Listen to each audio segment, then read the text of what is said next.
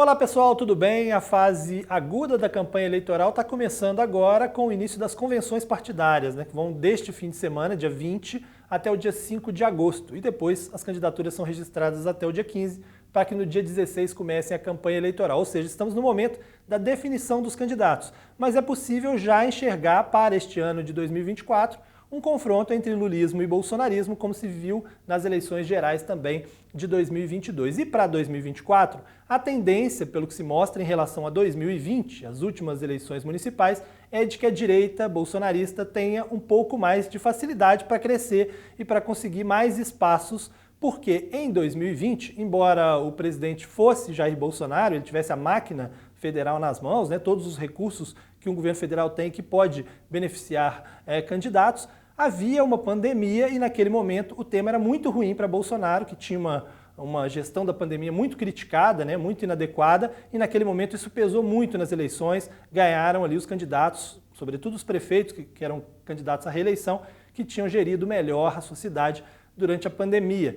Nessas eleições de 2024, o grande tema é a segurança pública, embora seja uma função primordial dos estados, das secretarias de segurança pública, também os municípios participam da maneira com que se lida com a questão da segurança pública. E aí, esse é o grande tema, segundo todas as pesquisas, em várias cidades, principalmente nas capitais, e em São Paulo não é diferente, e a segurança pública é um tema em que a direita normalmente, geralmente, anda melhor do que a esquerda, conversa melhor com o eleitorado do que a esquerda. Isso tende a fazer com que o bolsonarismo saia mais forte de 2024 do que saiu de 2020 com relação aos prefeitos eleitos. Agora, um caso específico é uma pedra no sapato de Bolsonaro e é um alento para Lula, que é o caso do Eduardo Paes no Rio de Janeiro, prefeito candidato à reeleição, favorito para ganhar até mesmo no primeiro turno, e seria desmoralizante para Bolsonaro perder na própria casa, embora ele não seja do Rio, ele fez carreira política no Rio de Janeiro, perder para o candidato Eduardo Paes. O candidato dele é o Ramagem, Alexandre Ramagem, delegado e agora deputado federal, está todo envolvido nessa história da ABIN paralela, e o favorito é Eduardo Paes. Mais do que a eleição de 2024, Eduardo Paes chega como candidato à reeleição e favorito também em 2026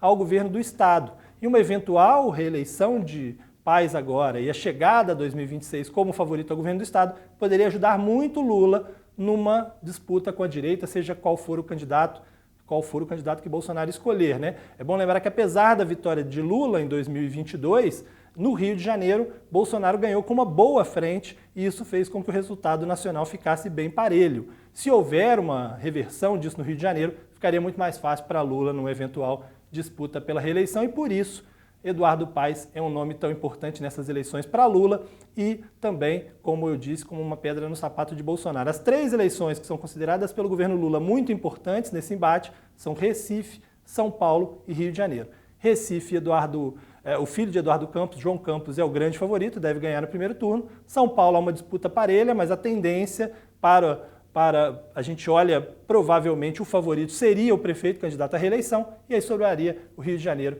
para essa definição. Eu falo um pouco sobre isso na minha coluna no Estadão. Um abraço para vocês.